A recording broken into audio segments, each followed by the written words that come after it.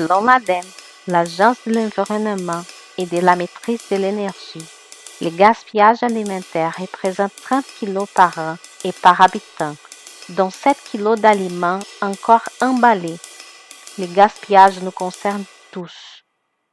Pour éviter le gaspillage alimentaire, voici quelques pistes.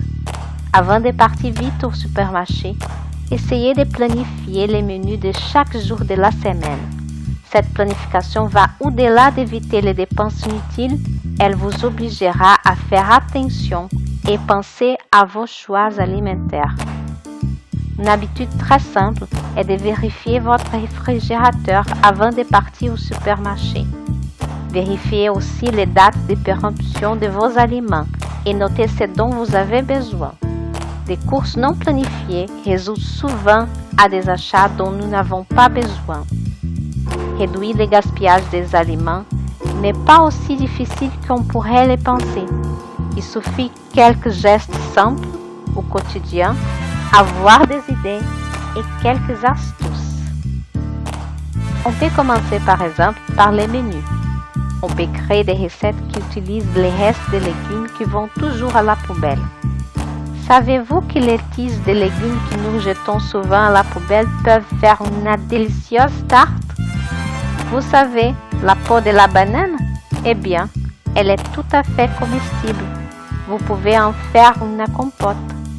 Si vous n'aimez pas ces recettes, ne jetez rien à la poubelle, mais jetez bien vos restes de légumes dans un bac de compostage.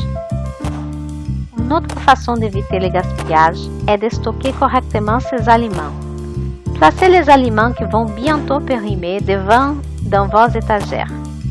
Les céréales et les pâtes se conservent mieux lorsqu'ils sont stockés dans des récipients fermés. Les viandes doivent toujours être dans la partie la plus froide du réfrigérateur. Le réfrigérateur doit toujours être à 3 degrés minimum et le congélateur à moins 18. Les laits, les fromages, le beurre et les œufs ne doivent pas rester dans la porte du réfrigérateur. Ils durent mieux à l'intérieur. Les fruits et les légumes doivent être lavés avant d'être conservés. Un conseil, pour que les légumes durent plus longtemps, il existe une technique appelée le blanchiment. Les aliments sont cuits, ensuite plongés dans de l'eau glacée. Cela permet de mieux conserver les nutriments. Enfin, utilisez votre créativité pour réutiliser les restes de vos repas.